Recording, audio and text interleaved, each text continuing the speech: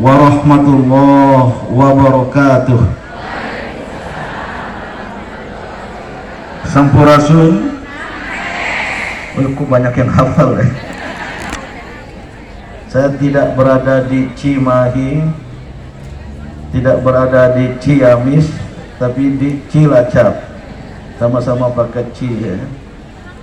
Saya bersyukur kehadirat Allah Subhanahu wa Ta'ala, dan sungguh berbahagia dapat hadir kembali di Cilacap dan khususnya Wanareja. Saya teringat pernah hadir di tempat ini sekitar tahun 2014, 2010, dan sempat panen raya padi atas bimbingan Majelis Pemberdayaan Masyarakat DP Muhammadiyah, dan ternyata tadi lokasinya di belakang sebuah masjid yang indah, Masjid Al-Amin. Saya sempat sholat tahiyatul masjid tadi di sana, dan juga pernah di Cilacap ya. Pertama waktu itu yang mengundang saya Mas, panggil Mas Kuswan Hasan, yang dulu ikut memilih saya sebagai ketua umum pimpinan pusat pemuda Muhammadiyah dalam muktamar di Palembang tahun 89. Begitu pengakuannya tadi. Benar atau tidaknya saya tidak tahu. Ternyata beliau sering mengundang saya, mengirim WA. Umurnya lebih muda dari saya ya. Saya insya Allah bulan depan 68 tahun Miladiyah. Kalau Hijriyah tambah 2 tahun 70 tahun. Mas Kuswan 62 tahun ya, 64, jadi beda 4 tahun. Tapi beliau belum pindah dari dunia hitam ke dunia putih seperti saya, kecuali jenggotnya semakin panjang. Mohon maaf ibu-ibu, para jamaah yang duduk di sebelah kanan panggung. Kok tidak ada yang ngipas-ngipas ya, termasuk sebelah kiri, padahal saya cek tadi cuaca Cilacap lebih 30 derajat. Termasuk yang berada di rumah-rumah atau di tempat jauh sana, semoga suara saya terdengar. Saya itu sensitif kalau ada yang bawa konsumsi, pertanda saya harus selesai, bukan ya? Dan tadi ketua PDM memberi sambutan tidak dikawal ya. Bapak Kapolsek, apa suasana keamanan mencekam? Aman ya. Tapi saya dikawal oleh 2 kokam. Mohon maaf, selalu saya katakan, pernah terjadi di Jawa Tengah. Tidak usah saya sebut PDM mana, dekat-dekat sini. Saya ceramah, kokamnya jatuh pingsan. Usut punya usut, acara pagi seperti ini, kokam belum sarapan. Maka ingin saya tanya kepada kokam yang mengawal saya di kanan dan di kiri, apakah saudara sudah sarapan? Bagus, seperti Polri. Siap? Sudah. Yang di kanan, siap? Belum. Kokam itu jangan senyum-senyum. Itu lihat itu tentara Polri. Coba Pak, hadap sana depan, jangan senyum.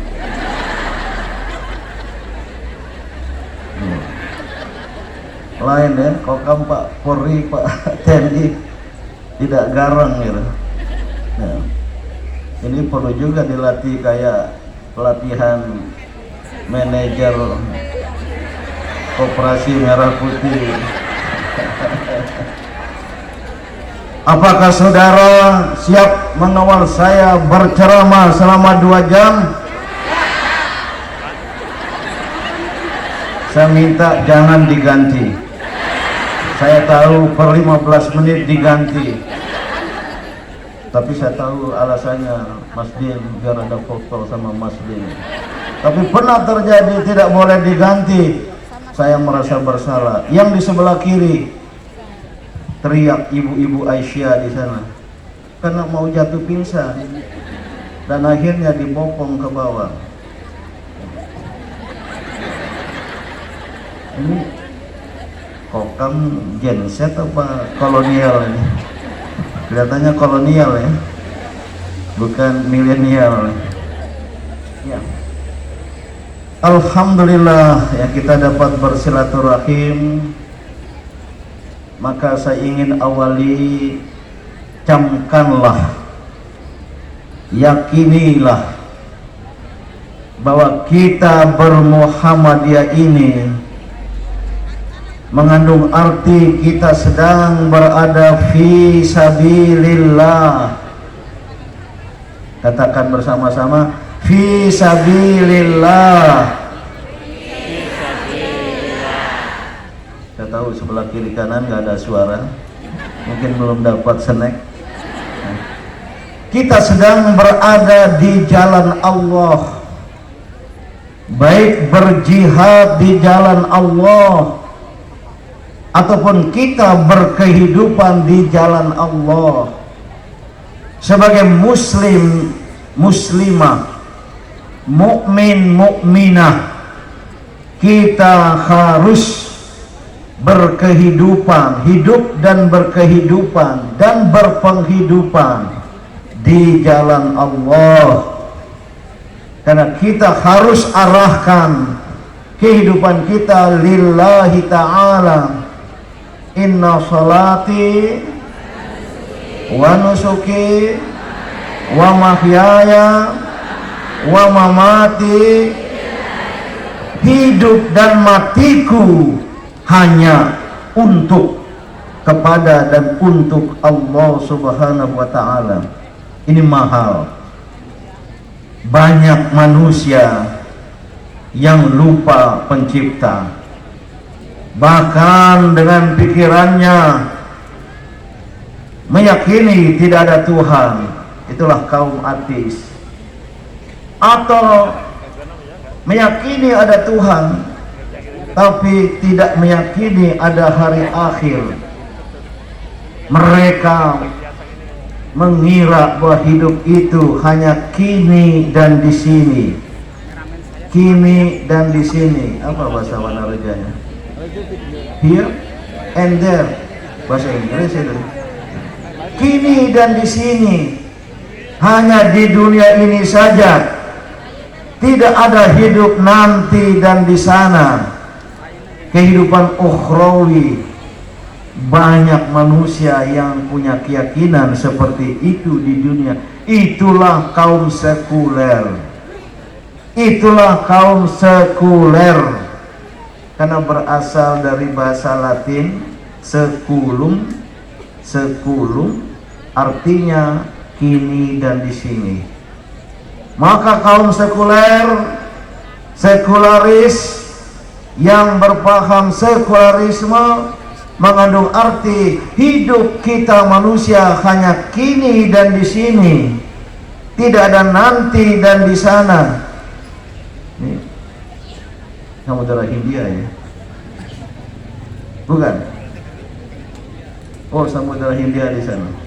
Tidak ada nanti dan di sana, tidak ada kehidupan ukhrawi.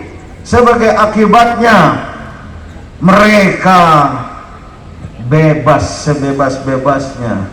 Toh tidak ada pertanggungjawaban ukhrawi. Itulah yang melahirkan liberalisme. Dari sekularisme, bahwa hidup hanya kini dan di sini, tidak ada nanti dan di sana. Maka mereka sebebas-bebasnya, toh tidak ada pertanggungjawaban ukhrawi. Ini yang melanda dunia sekarang, termasuk umat Islam yang menyatakan diri kaum beriman, tapi hanya beriman kepada Allah. Al-imanu billah kurang menghayati dan meyakini al-imanu bil yaumil akhir, beriman pada hari akhir, bahwa ada pertanggungjawaban. Hari akhir adalah yaumal qiyamah, hari kebangkitan, yaumal ba'thi, kita dibangkitkan dari kubur kita. Kemudian yaumal mahsyar, kita dikumpulkan di padang mahsyar. Mohon maaf, tidak ada tenda seperti ini. Oh, ini yang kiri kanan saya sedang berlatih berada di yaumal mahsyar.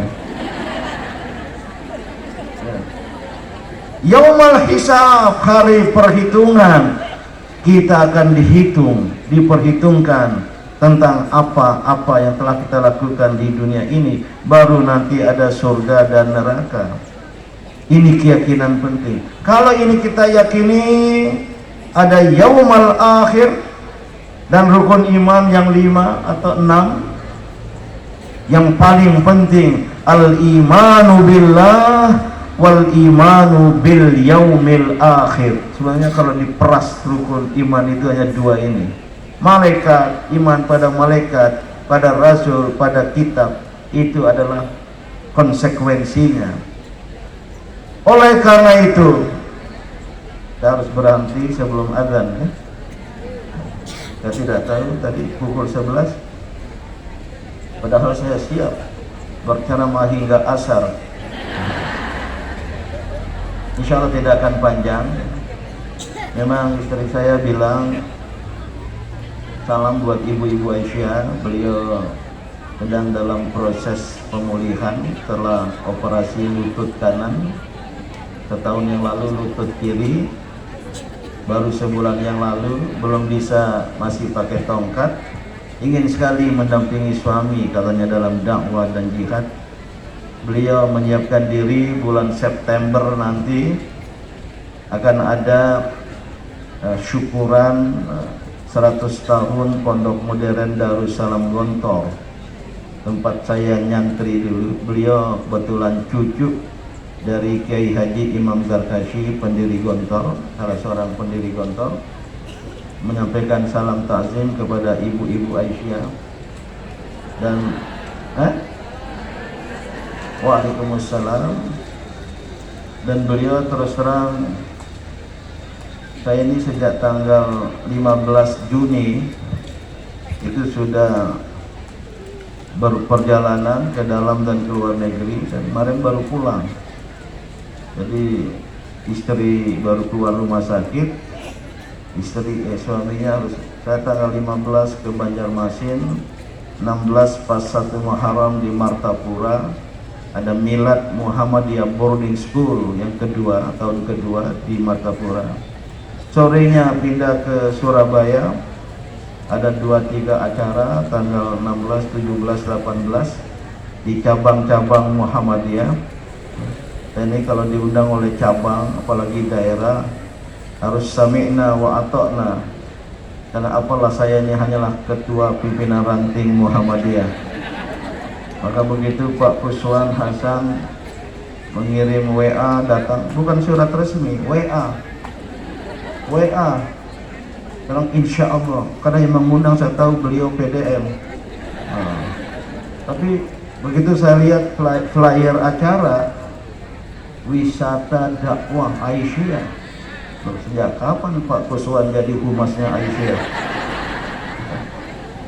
Jadi Ibu Ruwaidah, wah, mampu memerintahkan Pak Kuswan, ya.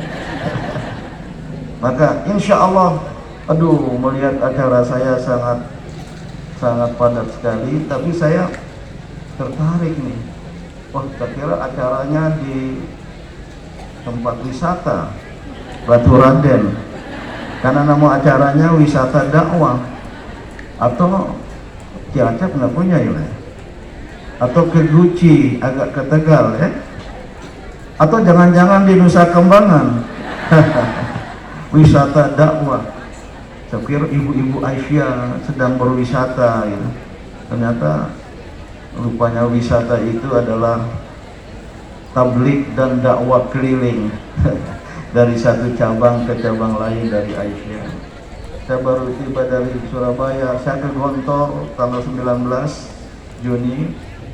untuk menyerahkan naskah visi strategis Gontor abad kedua yang saya ketua tim penyusun 30-an Profesor Dr. Almi Gontor, kita serahkan kepada wakaf. Besoknya 20 ada pertemuan 1000 kiai pondok pesantren alumni Gontor dan alumni Gontor berkumpul di Gontor sana.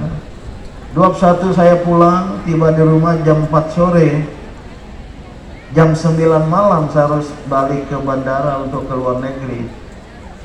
Tahu-tahu datang WA dari kawan Sekjen Baitul Muslimin PDIP. Ini ada PDIP, kerudung merah ini. Mohon Bang Dim dapat menyampaikan tausiah kebangsaan tunggal dalam rangka haul ke-56 Bung Karno. Waduh, Muhammadiyah nggak pernah haulan itu. Ini haul ke-56 Bung Karno, bukan di Blitar. Paginya tanggal 21 sudah di rumah kediaman Ibu Megawati Soekarno Putri, malamnya di Masjid At-Taufik yang didirikan oleh Bapak almarhum Taufik Kemas di depan kantor PDIP lama yang menjadi kantor Baitul Muslimin yang memang saya ikut mendirikan bersama Bapak Taufik Kemas. Waduh, ini kalau saya penuhi, masa baru 1,5 jam ketemu istri mau ditinggal ke luar negeri lagi. Diizinkan, Mas, silakan. Kebetulan tidak terlalu jauh di Lenteng Agung. Ceramahlah saya 20 jam 8 saya pulang ke rumah, karena foto-foto banyak ya biasalah, ketua ranting Muhammadiyah Pondok Labu ya banyak pannya. Nah, minta foto tadi. Nah, di sana tadi sudah ada yang minta foto, apalagi setelah pulang nanti. Nah, tapi saya berpikir kalau minta foto selesai acara harus komersial. Nah, satu fotonya sekian harga ya. Nah, nanti disampaikan ke PDA untuk pembangunan panti asuhan. Pulang hanya setengah jam dengan istri pergi ke Mauritius untuk pertama kali, sebuah negara mungkin sebesar Nusa Kambangan ya, penduduknya 1,5 juta, tapi negara masuk ke benua Afrika, ada Muslim, banyak keturunan India, dan di sana ada Muhammadiyah. Saya ke sana untuk konferensi tokoh-tokoh agama dunia karena saya masih punya jabatan co-presiden honorary, co-presiden dari Religion for Peace. Dulu saya salah seorang presiden dari agama-agama untuk perdamaian, 3 dari Islam, 1 dari Timur Tengah, Syekh Abdullah bin Bayyah, 1 dari Afrika, Syekh Syaban, dan saya mewakili Asia. Sekarang karena sudah saya jadi honorary, maka perlu hadir, apalagi diminta untuk berbicara tentang perdamaian dunia. Pulang dari Mauritius, tiba tengah malam tanggal 26, 27 pagi saya adakan rapat di rumah, rapat penting. Ini bagus nggak saya ungkapkan ini? Rapat Majelis Permusyawaratan Partai Baru, Partai Pelita. Oh, nggak ada tepuk tangan, nggak apa-apa. Yang dipimpin oleh anak-anak muda. Saya diminta menjadi ketua MPP, ketua Majelis Permusyawaratan Partai. Sudah ada izin tahun 22, tapi tidak lolos ikut pemilu. Tahun depan kita coba lagi. Dan saya yakin warga masyarakat, saya nggak bilang warga Muhammadiyah, akan mengikuti saya nanti. Ini kok jadi cerita partai. Rapat, saya bilang penting sekali untuk menentukan ketua umum DPP anak muda di bawah 40 tahun, nggak boleh lebih, karena ini jadi partai alternatif. Jam 10 saya sudah ke lapangan terbang Halim, berangkat ke Surabaya.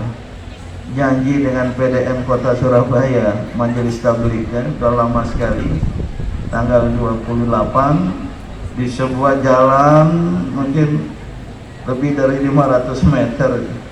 Saya bilang inilah pertama kali saya berceramah di aula terpanjang di dunia, karena sekolahnya kiri kanan nggak ada aula, maka tabligh akbarnya 500 meter pakai sirkuit TV dan juga sound systemnya bagus. Dari Surabaya saya lanjut ke pesantren saya, pesantren modern internasional Dea Malela di pelosok desa di Sumbawa di perbukitan.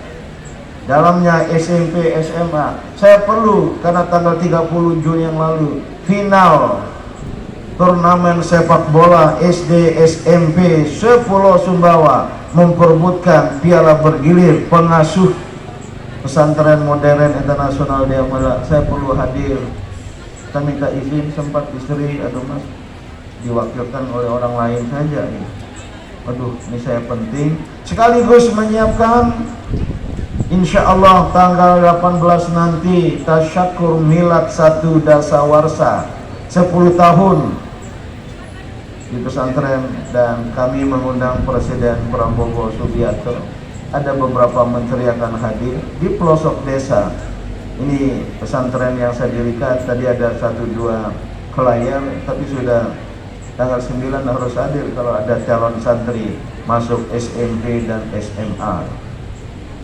Nah bapak-bapak ibu-ibu, pulang tanggal 2 yang lalu, 3, 4 sudah banyak acara. Terpaksa tadi Pak Kuswan ya, membeli tiket untuk saya di kereta Manahan tadi malam ya, kelas panoramik. Saya terus terang ingin cakilat kursinya lebih bagus dari kelas bisnis. Ternyata panoramik nggak bisa menikmati panorama karena sudah malam. Tapi enak bisa tidur tadi, dan tadi diinapkan di sebuah hotel di Majenang. Memang Wonorejo belum ada hotel. Padahal saya biasa tidur di masjid. Inilah untuk apa semua ini kita Bapak Ibu. Kali lagi poin saya baru pertama ini. Kita bermuhammadiyah haruslah berniat dan bertekad untuk berjihad, untuk berkehidupan dan berpenghidupan di jalan Allah lillahi ta'ala.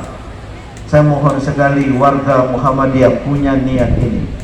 Jangan ada niat lain dalam kita bermuhammadiyah, semata-mata lillahi rabbil alamin.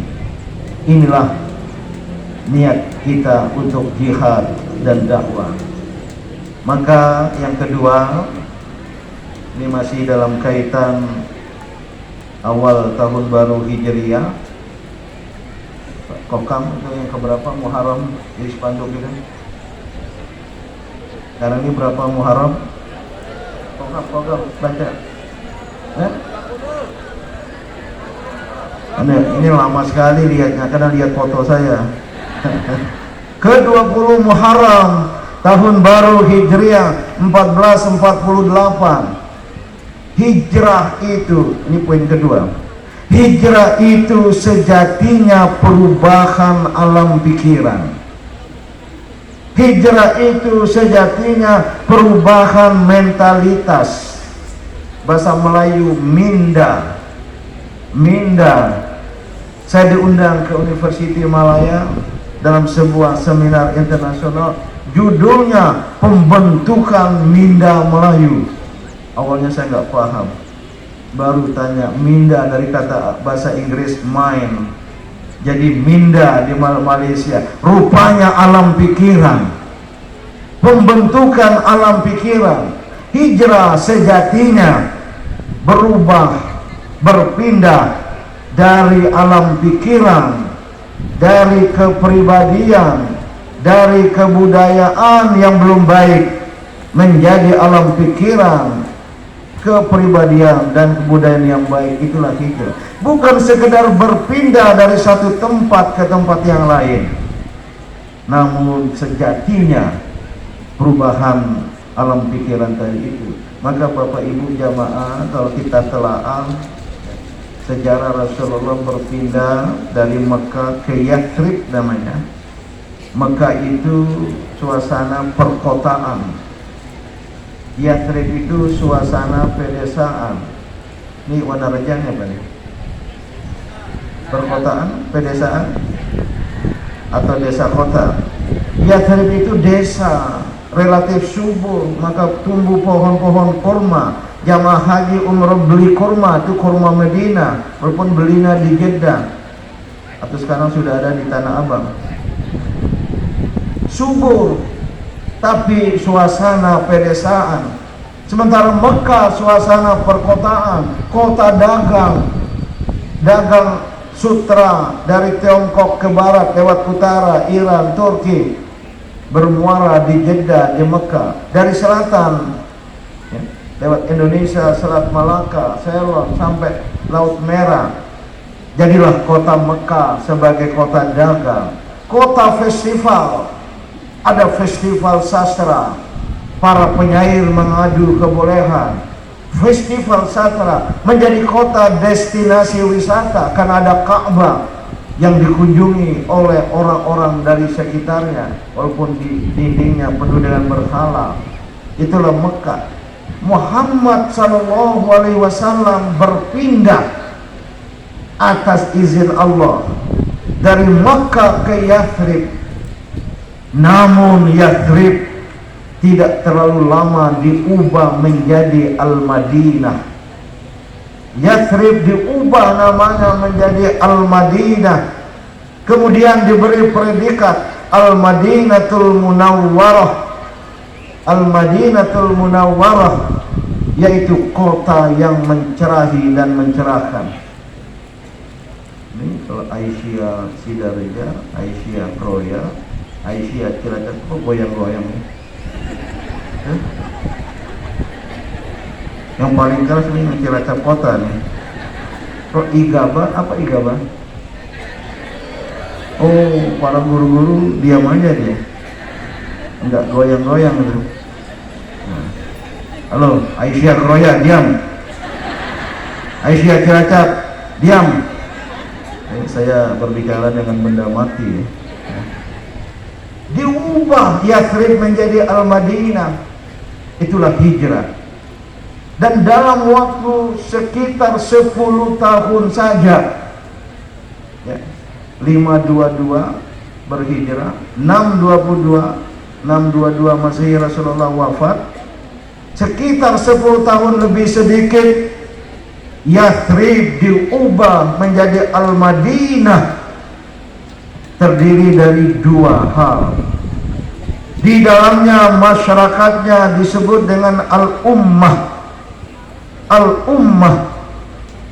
Al-Ummah atas wahyu Allah Subhanahu wa taala untuk mengubah masyarakat Arab yang sangat terikat dan terkait dengan kekabilahannya, kabilah-kabilahnya. Maka ketika mereka masuk Islam, mereka terputus hubungan dengan kabilah mereka. Itu seperti pindah dunia bagi orang Arab waktu itu. Kabilah orang Arab itu sangat terikat dengan kesamaan darah, disimbelat, darah yang sama, seketurunan karena kakek moyangnya sama. Maka nama belakang, nama kakeknya Bani. Itu orang Arab. Bani Ghazali, Bani Hasan, bukan ya? Oh, Hasan itu bapaknya Pak Guswan. Bani Hashim, Bani itu.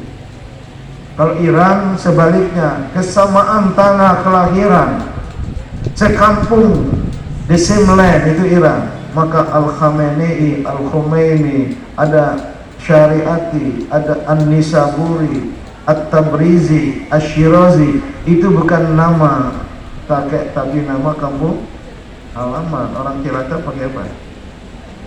Al-Cilacaki. Ada junior saya di IMM, di Pemuda Muhammadiyah, sekarang rektor Universitas Muhammadiyah Jakarta, sering kemari, namanya Makmun Murad, ditambah nama di belakang Al-Barbasi karena dari Berbes. Al-Barbasi, Berbes ya, untuk banyak, jangan banyak bunga-bunga. Diubah oleh Rasulullah menjadi Al-Ummah, the same faith, kesamaan keyakinan. Itulah al-ummah, al-ummah al-islamiyah. Kadang-kadang juga disebut dalam umat Nabi Muhammad al-ummah al-muhammadiyah, al-islamiyah, sebagai khairul ummah, umat yang terbaik, sebagai ummatan wasata, umat tengahan, umat pertengahan yang tidak ekstrim tapi moderat. Itulah predikat al-ummah al-islamiyah, diubah oleh Rasulullah. Di dalam al-ummah itu, kata para ulama, paling tidak ada 3 wataknya. Yang pertama, mengedepankan al-musawah, persamaan manusia. Ini penting sekali. Tidak ada perbedaan antara Arab dengan non-Arab. Hadis la farqa baina arabiyyin wala a'jamiyyin.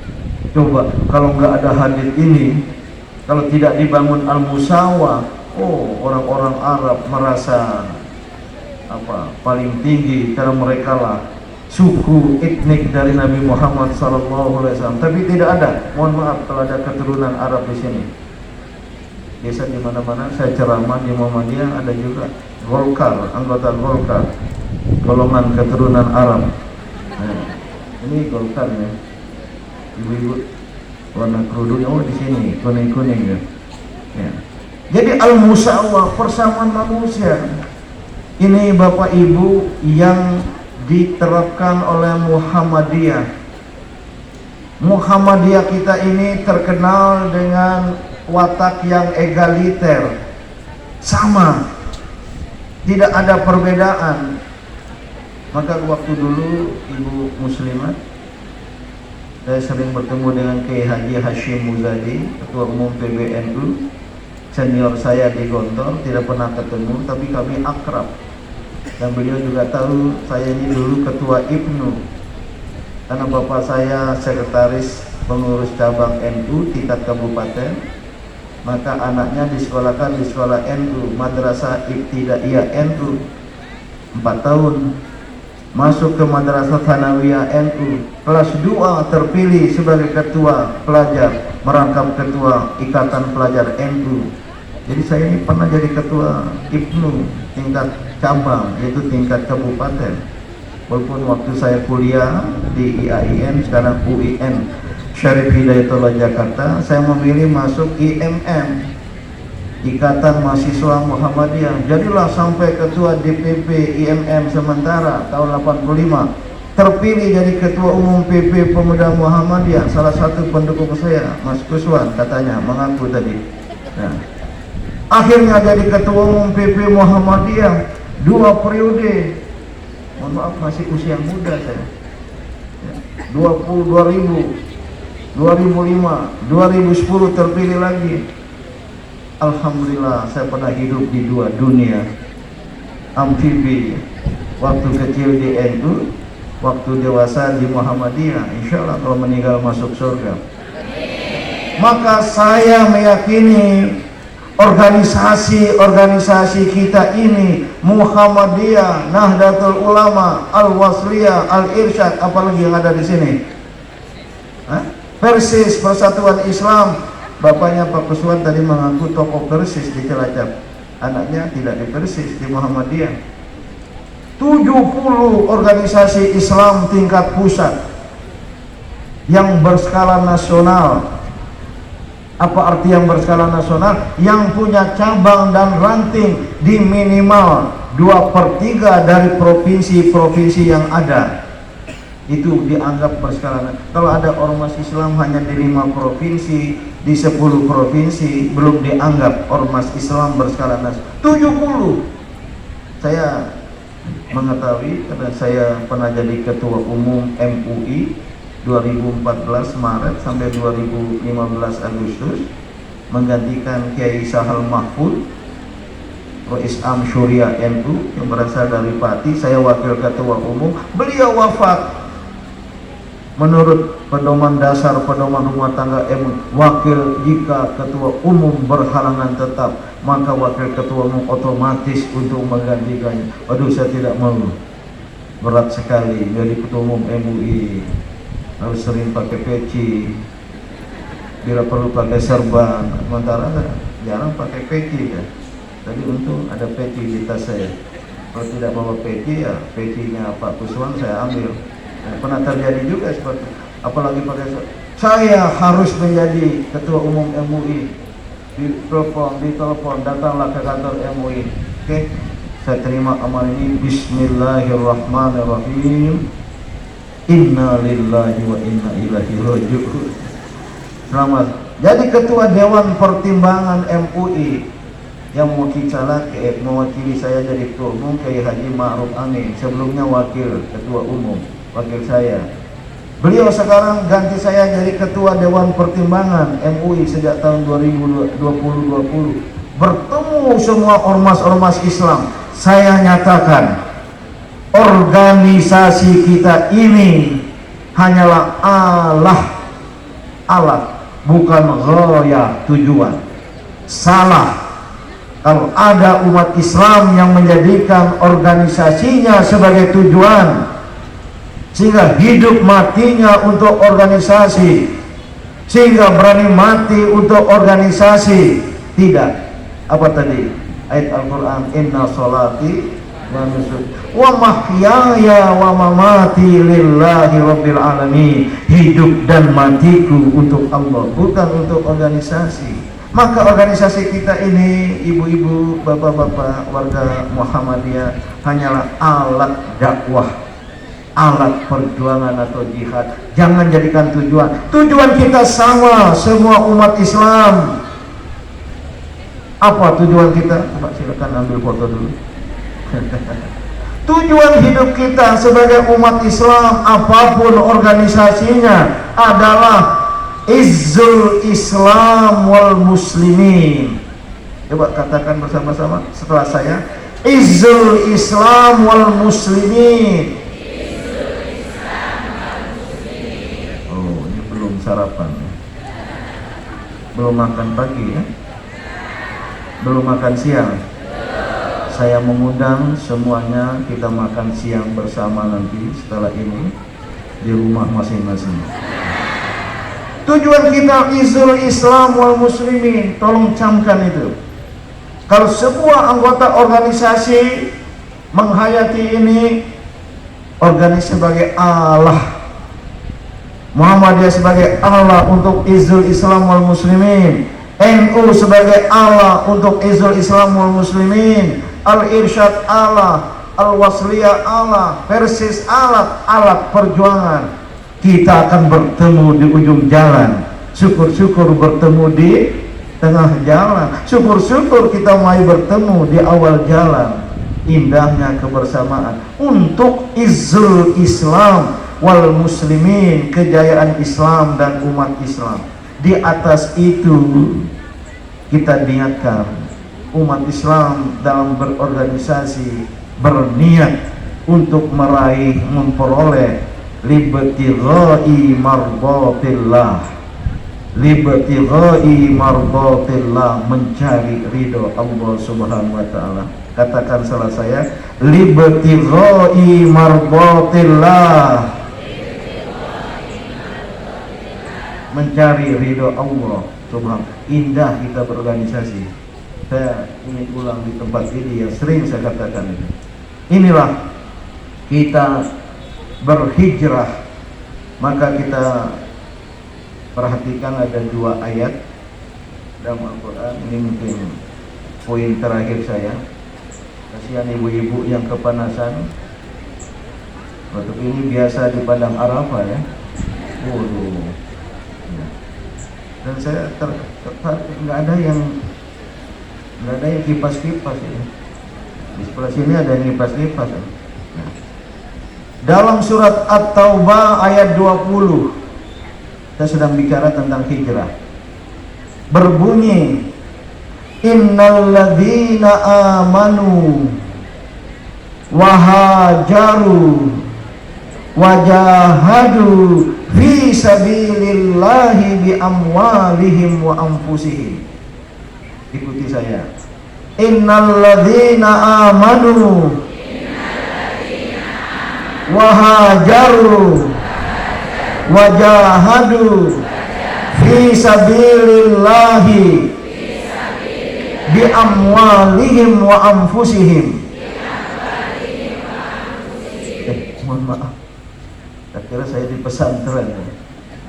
Kalau saya di pesantren di Sumbawa sering ngajak santri ikut-ikut gitu. Mohon maaf, ini bukan santri saya ya. Ini sudah mahasiswa S4 ya.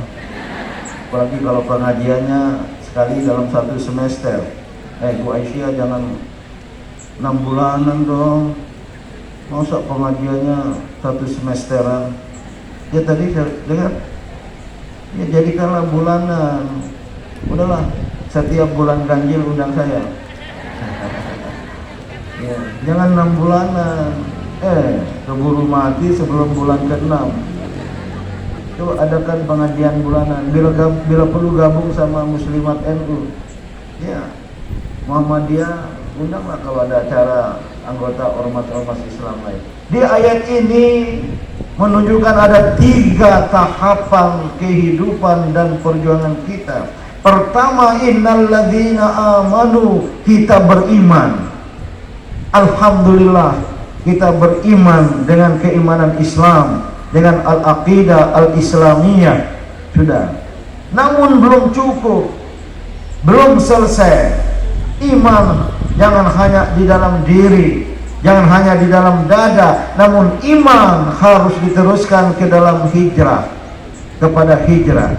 Wahajaru, orang beriman yang berhijrah tadi, berpindah tidak hanya dari satu tempat ke tempat lain, tapi juga berpindah dari satu keadaan ke keadaan yang lain, dari yang buruk kepada yang baik, dari yang sudah baik kepada yang lebih baik. Mas, boleh ganti ya? Kasihan dia. 2 orang ganti. Lari, lompat tangga. Jangan ganti begitu, ada hormat-hormatnya gitu. Hormat, saya siap mengganti.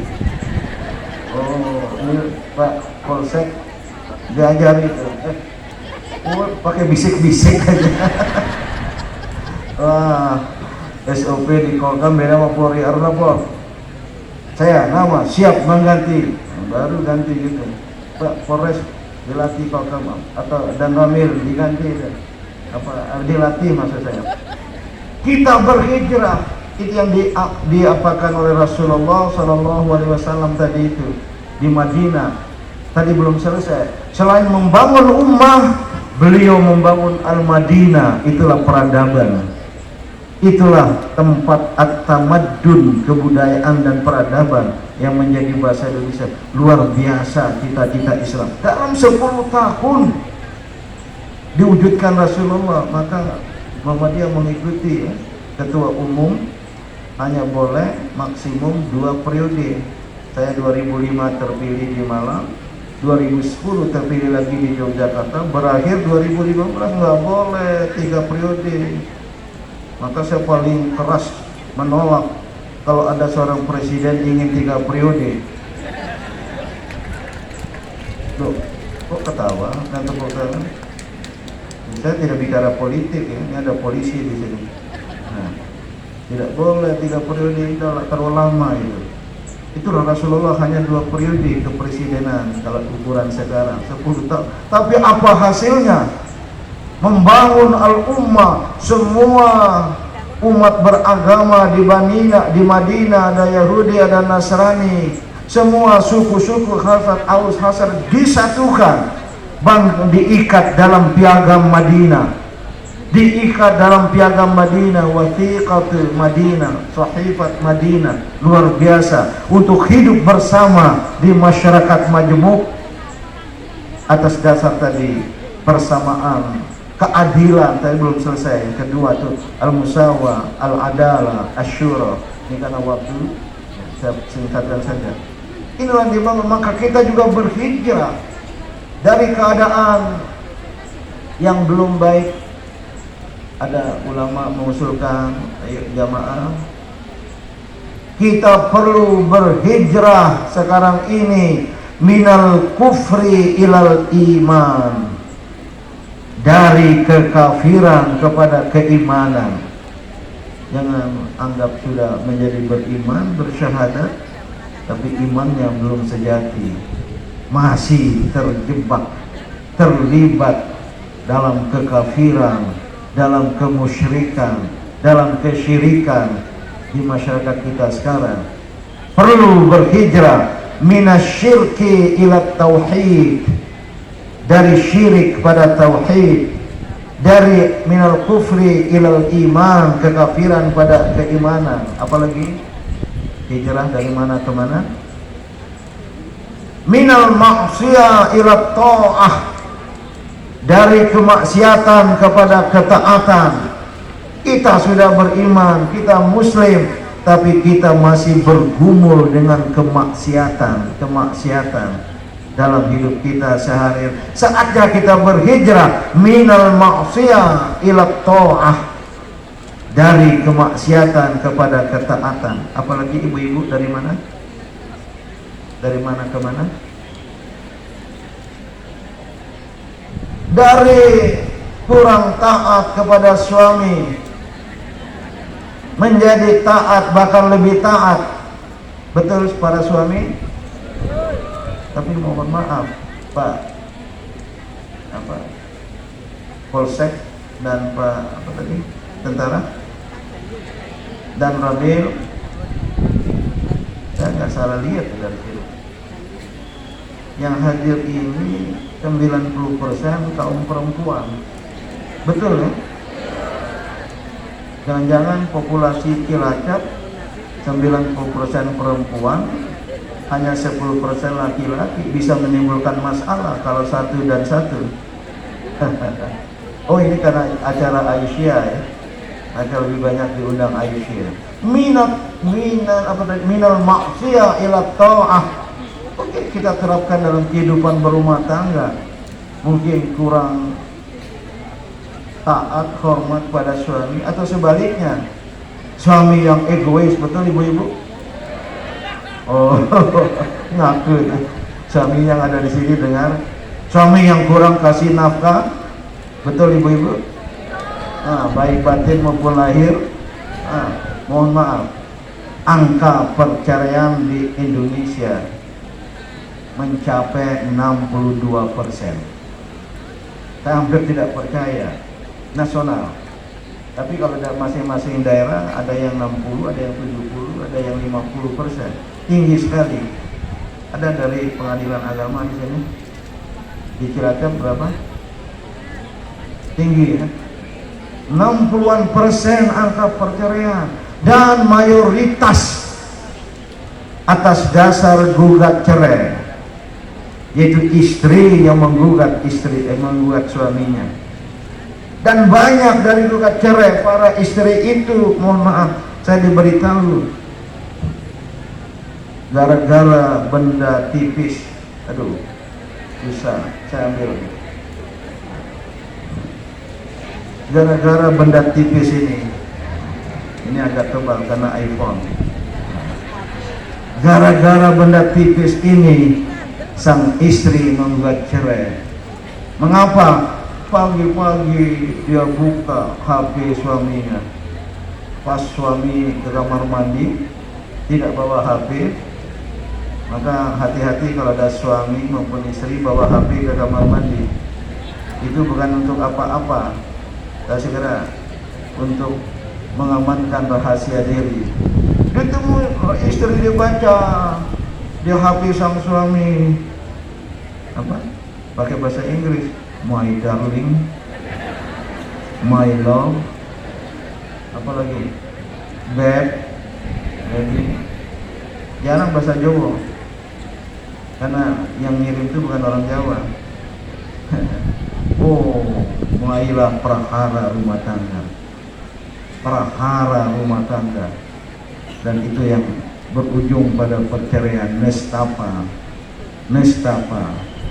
Nah, kita berhijrah sekarang ini dari keadaan mundur kepada keadaan yang maju, dari kemunduran berhijrah ke arah kemajuan.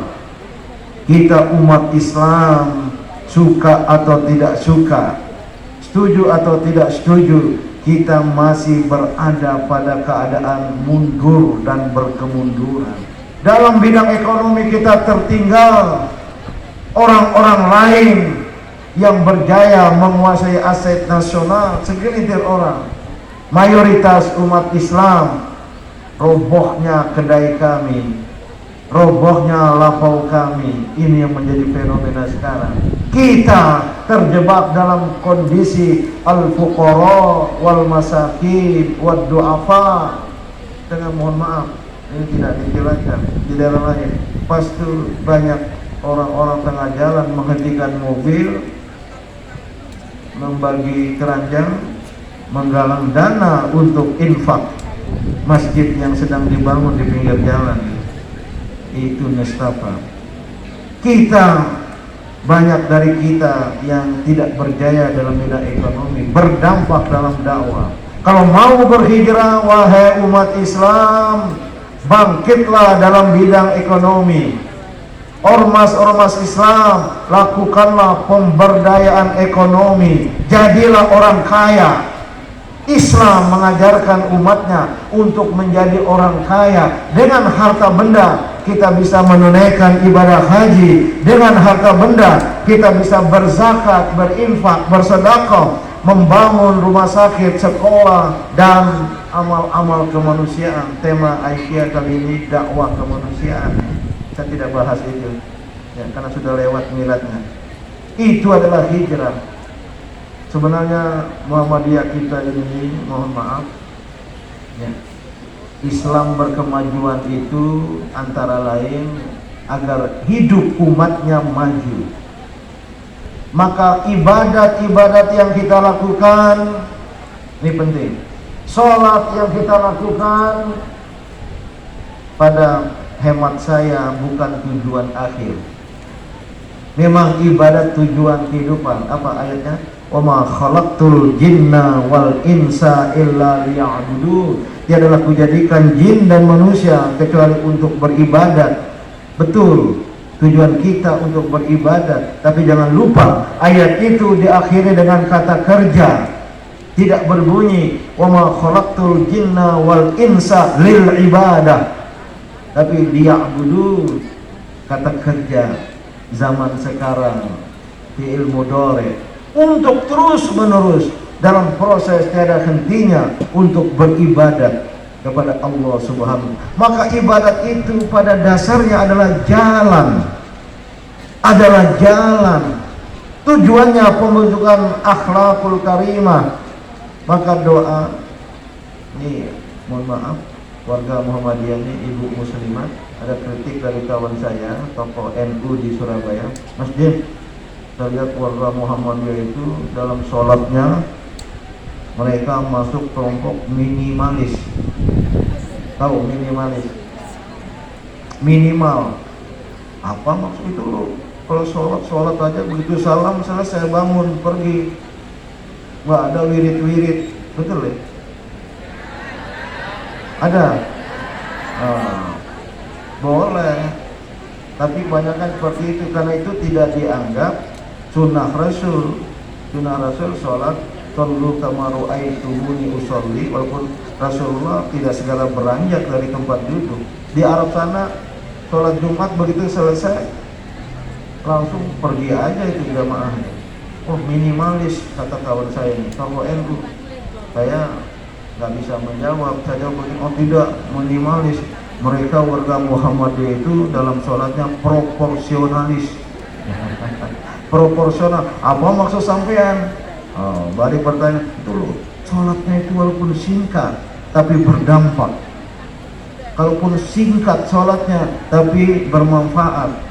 Warzuqni yang mereka baca ketika duduk antara dua sujud, ya Allah limpahkan aku rezeki. Begitu salam, proklamasi, deklarasi, mereka berpencar untuk mencari rezeki-rezeki yang telah disediakan Allah. Itu dampak dari warzuqni. Ini tapi kan saya ngeles. Mau dia proporsionalis. Seharusnya seperti itu, walaupun kenyataannya tidak. Inilah Islam berkemajuan. Ibadat kita jadikan sebagai jalan berdampak pembentukan kepribadian dan melahirkan kehidupan yang berkemajuan. Itulah hijrah. Ayat tadi itu belum selesai. Aduh, ini jadi panjang ya. Terus nggak semua menjawab. Saya lanjutkan. Boleh. Sedikit aja ini. Aduh, ini karena dosen, ini materi kuliah 2 semester. Harus diringkas dari 1 jam. Oke, saya lanjut secara cepat. Setelah berhijrah, kata ayat tadi itu, wajahadu fi sabilillahi bi amwalihim wa anfusihim, dan berjihad di jalan Allah, bi amwalihim, dengan harta, dengan segala yang mereka miliki, termasuk pikiran, termasuk juga harta benda, wa anfusihim, tidak berarti nyawa, tidak mengandung arti nyawa. Nafs yang anfus ya, itu berarti diri. Ada yang berarti nufus, itu diri, jiwa. Tidak kemudian berjihad dengan mengorbankan jiwa seolah-olah ingin mati syahid. Ya, di dalam peperangan pada masa Rasulullah SAW, tidak pada masa sekarang. Jihad kita sekarang, jihad iqtisadi, jihad dalam bidang ekonomi. Bagaimana membangun kehidupan ekonomi umat. Jangan berada pada posisi du'afa, fuqara wal masakin tadi itu. Itulah jihad bi amwalihim wa anfusihim. Jihad itu mengandung arti dalam bahasa Arab itu badrul juhdi lil wusul ilal ghayatin nabila, mengerahkan segala daya, mengerahkan segala potensi kita untuk sampai ke tujuan mulia. 3 ini apa pertama tadi? Ikuti saya. Sudah tadi ya, baca ayat ini sudah. Oh sudah ya. Nomor 1 iman, kita beriman. Nomor 2 kita berhijrah, bukan dari tempat ke tempat yang lain ya. Walaupun saya tahu ini banyak yang berhijrah ke Cilacap ya. Ya ada. Dari Sunda, dari Minang. Karena saya lihat tadi ada restoran Minang, pasti ada orang Minang. Berdiaspora, mengalami apa? Naturalisasi. Kata pemain itu, ada pemain timnas yang berasal dari Cilacap, yang wajah bule, putih, siapa namanya? Saya lupa tadi ya. Ganteng, pemain timnas dari Jerman, mengalami naturalisasi. Ternyata ibunya Aisyah, katanya menjadi penasehat pimpinan cabang istimewa Muhammadiyah Jerman Raya. Mungkin karena sekolah nikah sama orang bule Jerman, lahir anaknya berwajah bule, jago main bola, diundang. Dilihat videonya, ngomong Jawanya ngapak. Iya, pernah lihat? Itu betul orang Cilacap, Wanareja, Majenang. Hah? Oh, boleh sekali-kali diundang oleh PDA di sini. Ya, kalau beliau ada di Jakarta, ya, bahasa Jawanya lancar, ngapak. Apa kehebatan ibunya di Jerman, bahasa ibunya nggak dihilangkan. Walaupun pasti bisa bahasa Jerman karena tinggal di Jerman. Itu berjihad di jalan Allah, mengerahkan segala daya. Jangan kita menjadi umat yang malas.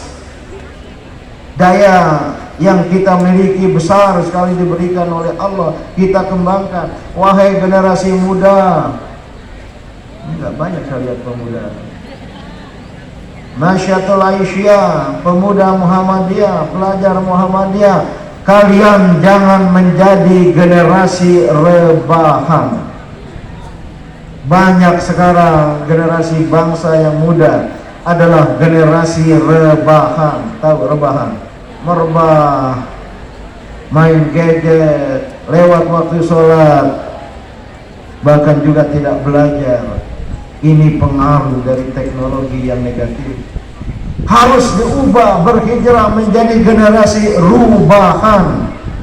Berubah, bukan rebahan. Tolong ibu-ibu sampaikan kepada putra-putrinya yang masih remaja, kamu jangan menjadi generasi rebahan, tapi generasi rubahan. Nah, kembali untuk cepatnya, kalau bisa kita lakukan ini, beriman yang kita jemakan dengan semangat berhijrah, berubah dan melakukan perubahan, berjihad, mengerahkan segala daya upaya untuk mencapai tujuan mulia. Apa balasan mereka dalam surat At-Taubah? A'zamu darajatan indallah wa ulaika humul faizun. Ibu ini hafal nih, karena mulutnya bergerak waktu saya baca. Apa balasan dari orang yang bisa melakukan tiga hal tadi? A'zamu darajatan indallah, ikuti saya. A'zamu darajatan indallah wa ulaika humul faizun.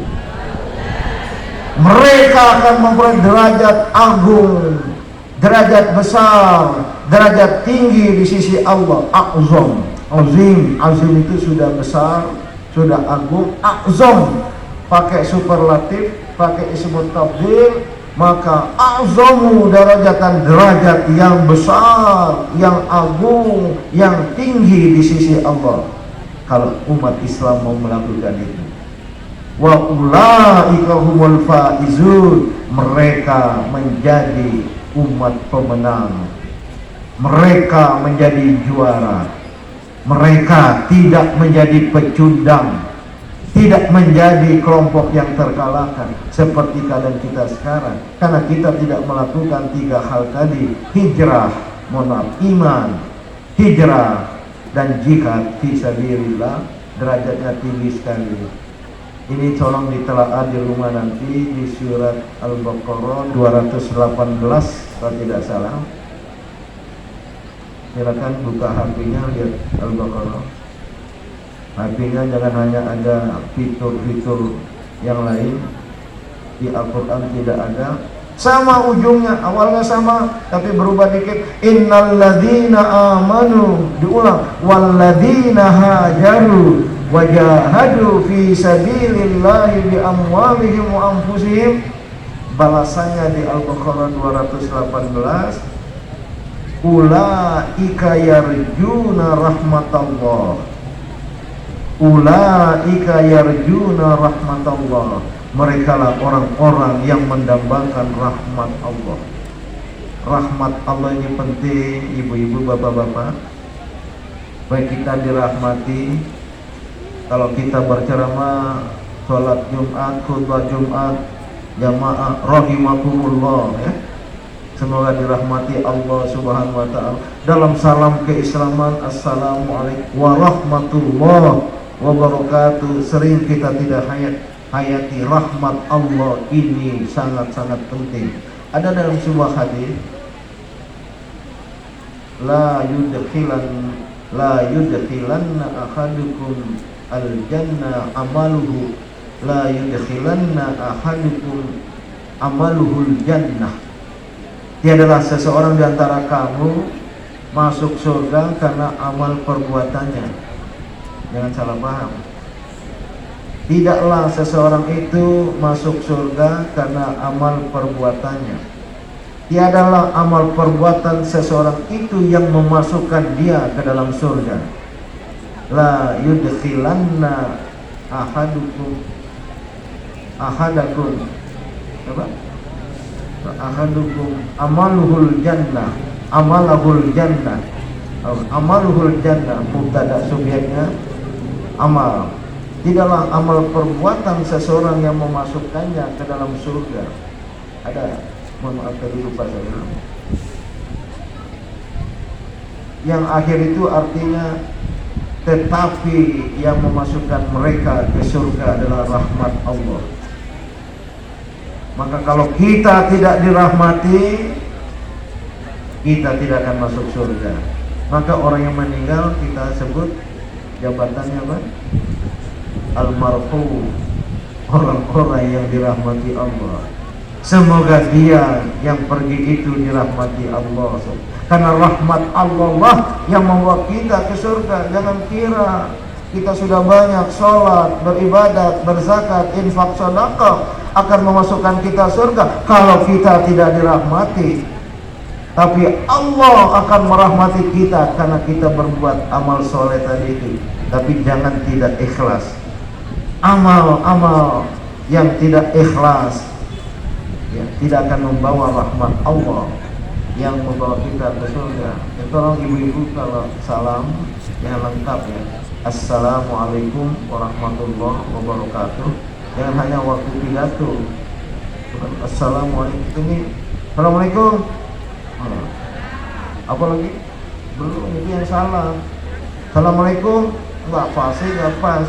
Assalamualaikum warahmatullahi wabarakatuh. Walaupun tidak keras, nanti dianggap mau pidato.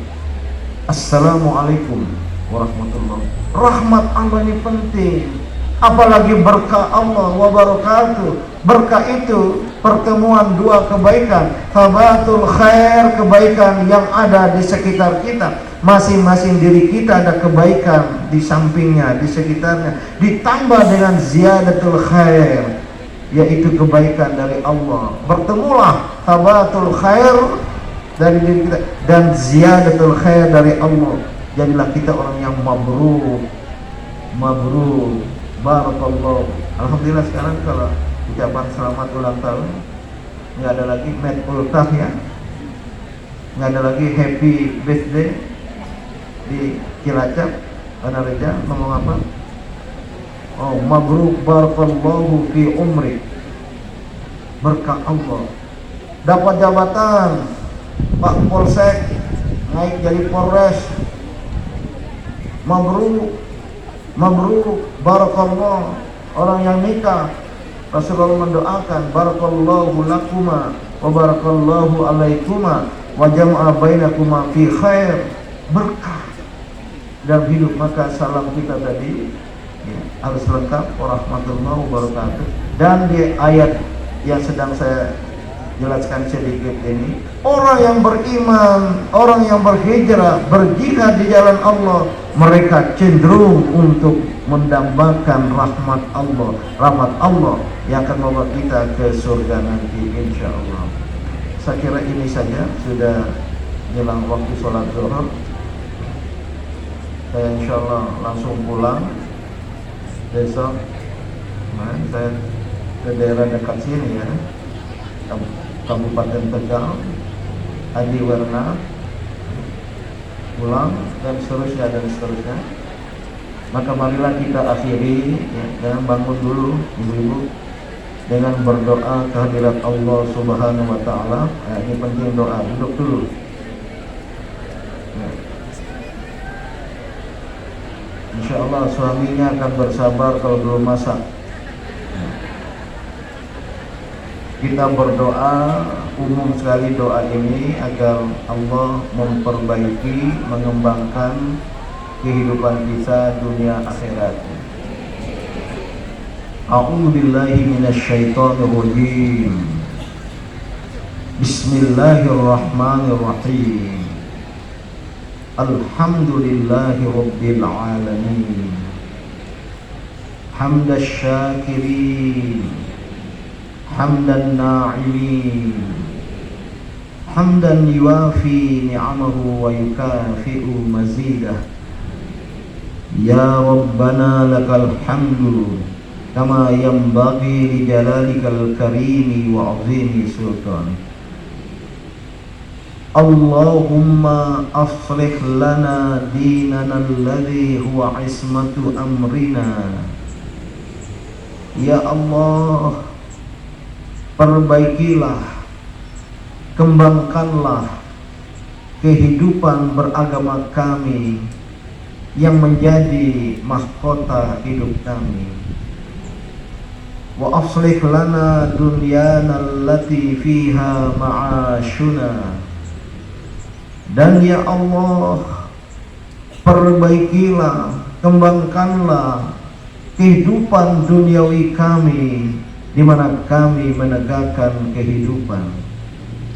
Wa aslih lana akhiratana allati ilaiha ma'aduna.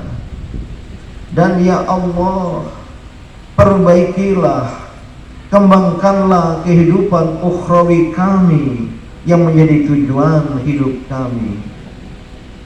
Waj'alil hayata ziyadatan lana fi kulli khair. Dan ya Allah, jadikanlah kehidupan bagi kami sebagai ladang bagi kami untuk menambang kebaikan. Waj'alil mauta rahatan lana min kulli syarr.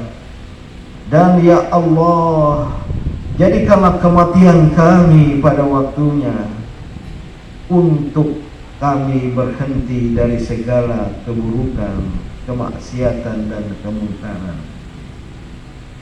Kita berdoa untuk orang-orang tua kita, orang-orang terkasih yang sudah dipanggil oleh Allah Subhanahu wa taala.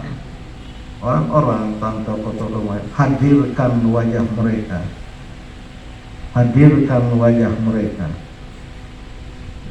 Allahumma ighfir lahum warhamhum wa'afihim wa'fu anhum. Allahumma ighfir lahum warhamhum wa'afihim wa'fu anhum. Allahumma la tahrimna ajrahum wa la taftinna ba'dahum waghfir lana wa lahum. Allahumma ja'al qubrahum rawdatan min riyadil jinan. Ya Allah, jadikanlah kubur-kubur mereka sebagai taman dari taman-taman surga. Wala taj'al qubrahum kufratan min kufarin niram. Dan jangan kau jadikan kubur-kubur mereka ya Allah sebagai lubang dari lubang-lubang neraka. Rabbana atina fid dunya hasanah wa fil akhirati hasanah wa qina adzabannar walhamdulillahi rabbil alamin. Jadi Pak Suswan, wajah siapa yang dihadirkan? Bapak, Ibu? Ibu tidak? Hah? Oh Ibu, mohon maaf. Ibu masih Bapak ya. Saya amalkan ini hampir setiap selesai sholat fardu ya. Wajah Ibu, Bapak, kakek, nenek yang berjasa, mereka datang dengan tersenyum dan hati ini menjadi kuat dan bersemangat untuk hidup ini. Silakan amalkan itu. Terima kasih. Tadi apa penutupnya? Saya pesankan di MUI kalau majemuk jangan pakai slogan sendiri, pakai slogan yang lain karena ada ibu muslimat. Saya akhiri, wallahul muwaffiq ila aqwamit thoriq. Baru nasrun minallah wa fathun qarib wa basyiril mu'minin. Wassalamu alaikum warahmatullahi wabarakatuh.